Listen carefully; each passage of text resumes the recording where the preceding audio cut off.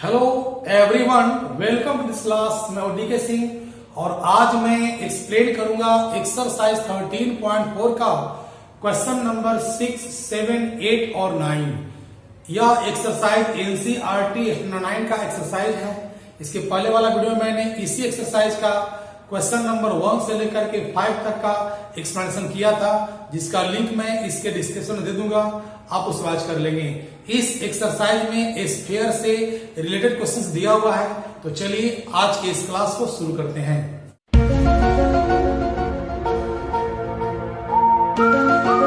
इस क्वेश्चन में करा है क्या कि find the radius of a sphere whose surface area is 154 centimetre square. करा है कि एक स्फीयर का सरफेस एरिया दिया हुआ है, हमें उसका रेडियस निकालना है। तो आपको पता होगा कि surface area of a sphere आपका दिया हुआ है 154 सेंटीमीटर स्क्वायर। इसका फॉर्मूला क्या होता है? 4 पाई आर स्क्वायर। ठीक है ना। इसमें करना क्या है कि पाई का वैल्यू आप जानते हो, दे दो यहां पर। ठीक है ना। अब क्या करेंगे? अब करेंगे क्रॉस मल्टीप्लाई करेंगे।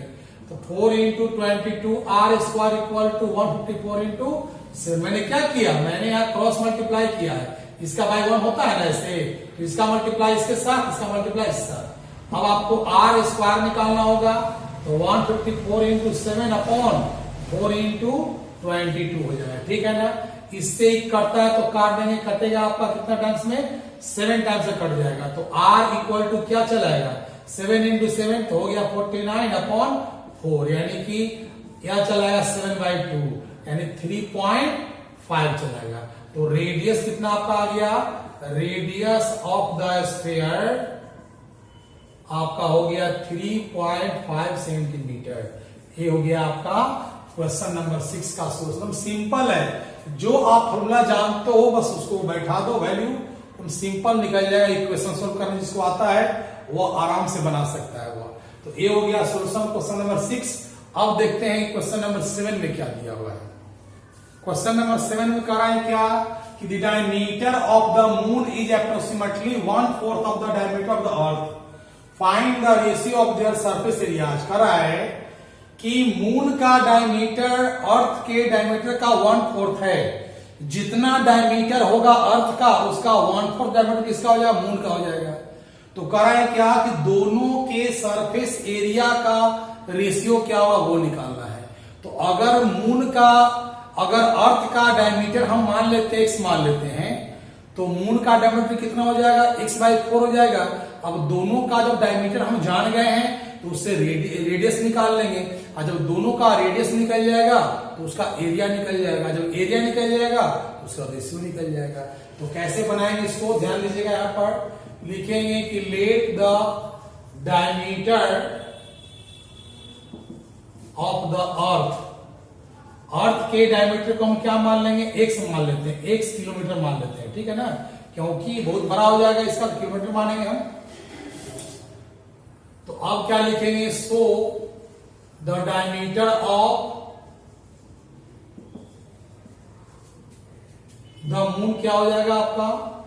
मून का डायमीटर हो जाएगा कितना? x/4 हो जाएगा। तो रेडियस ऑफ अर्थ निकालेंगे। So the radius of the अर्थ क्या हो जाएगा?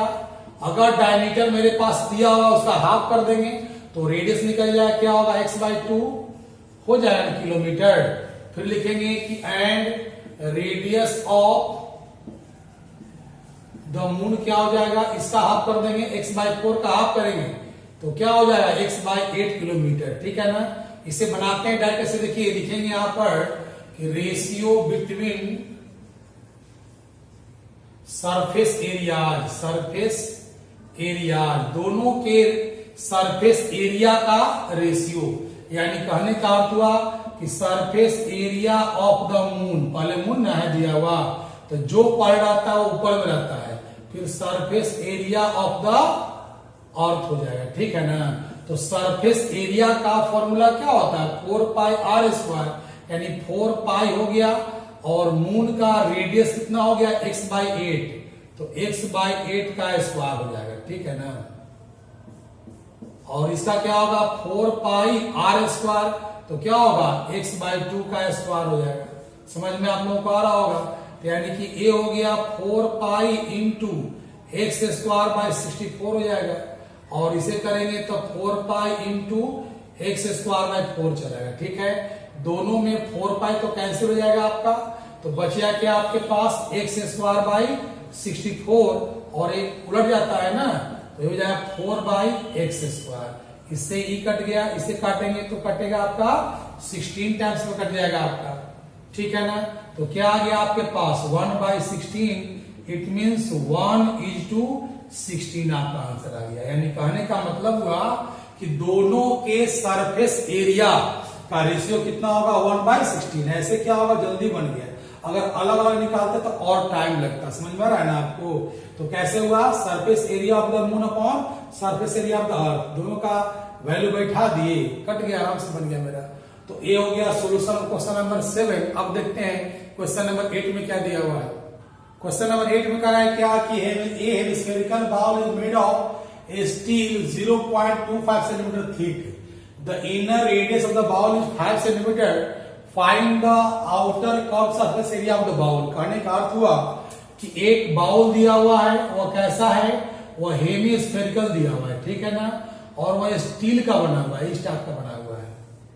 इसका इनर रेडियस आपका दे रखा है 5 सेंटीमीटर, और ये जो स्टील है ना वो 0.25 सेंटीमीटर थिक दिया हुआ है। तो कह रहा है क्या कि आउटर कर्व सरफेस एरिया क्या होगा।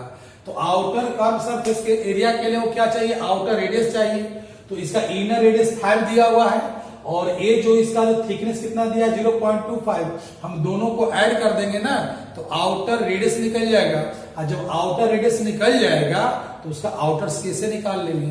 तो कैसे बनेगा, यहां पर ध्यान दीजिएगा, लिखेंगे कि इनर रेडियस इक्वल टू आपका दिया हुआ 5 सेंटीमीटर, लिखेंगे कि thickness of the steel,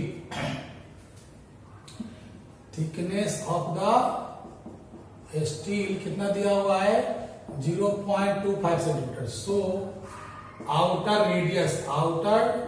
radius निकालेंगे इसका, तो हो जाएगा 5 + 0.25 मतलब 5.25 चला। अब लिखेंगे क्या यहां पर कि outer CSA of the bowl का आउटर CSA निकालना हमको है। ठीक है ना, तो हो जाएगा 2 पाई r स्क्वायर होता है ना, CSA क्या होता है 2 पाई r स्क्वायर, तो 2 हो गया, पाई तो दिया हुआ नहीं है तो 2 ऐसे में रखेंगे।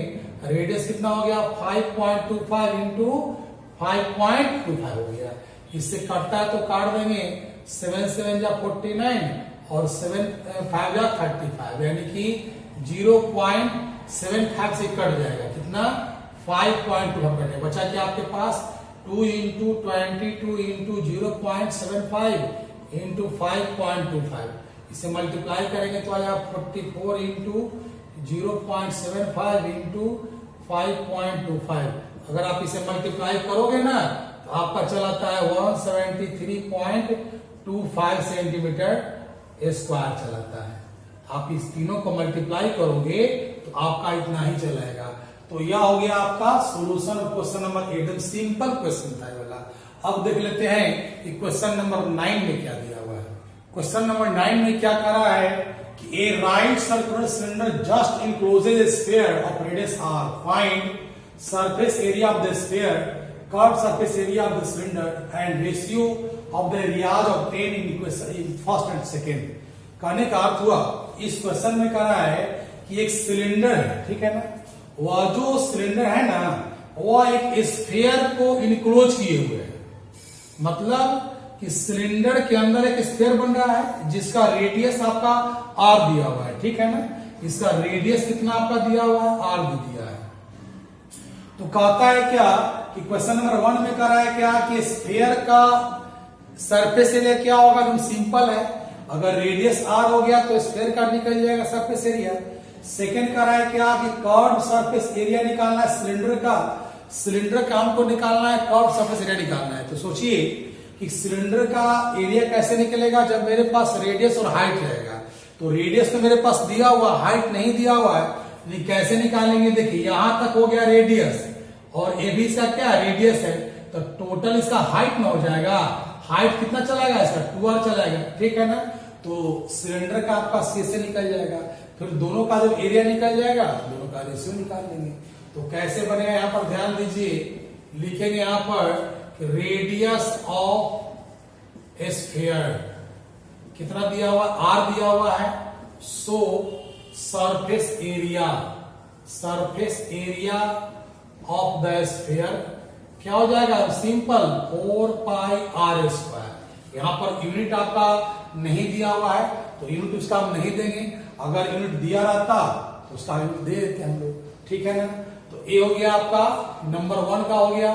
फिर लिखेंगे सेकंड में कि रेडियस ऑफ द सिलेंडर का भी तो रेडियस वही ना हो जाएगा, कितना r हो जाएगा, and height of the cylinder क्या हो जाएगा आपका, हाइट कितना हो जाएगा r प्लस r यानी कि 2r हो जाएगा। अब लिखेंगे CSA ऑफ सिलेंडर क्या होता है इसका 2 पाई RH, तो r तो रेडियस r दिया हुआ है, कितना दिया 2r दिया हुआ है, तो आ जाएगा 4 आ जाएगा पाई r स्क्वायर चलाएगा। तो इसका भी एरिया कितना आ गया 4 पाई r स्क्वायर चलाएगा। थर्ड क्वेश्चन में कर रहे हैं क्या कि क्वेश्चन नंबर 1 और 2 दोनों का क्या निकालना है, रेशियो निकालना है। तो लिखेंगे कि रेशियो ऑफ एरियाज, ठीक है ना। तो क्या चलेगा आपका, ए हो जाएगा 4 पाई r स्क्वायर अपॉन 4 पाई r स्क्वायर, दोनों कट जाएगा, कितना आ गया 1:1 आ गया। एकदम सिंपल क्वेश्चन था, समझ में आपको आया ना कि इसका हाइट 2r कैसे हो गया। यहां पर यहां तक रेडियस r है और ये भी r है, इसका हो जाएगा 2r, एकदम सिंपल था। तो ए एक्सरसाइज आपका खत्म हो गया है। नेक्स्ट वीडियो में शुरू करेंगे 13.8 एक्सरसाइज को।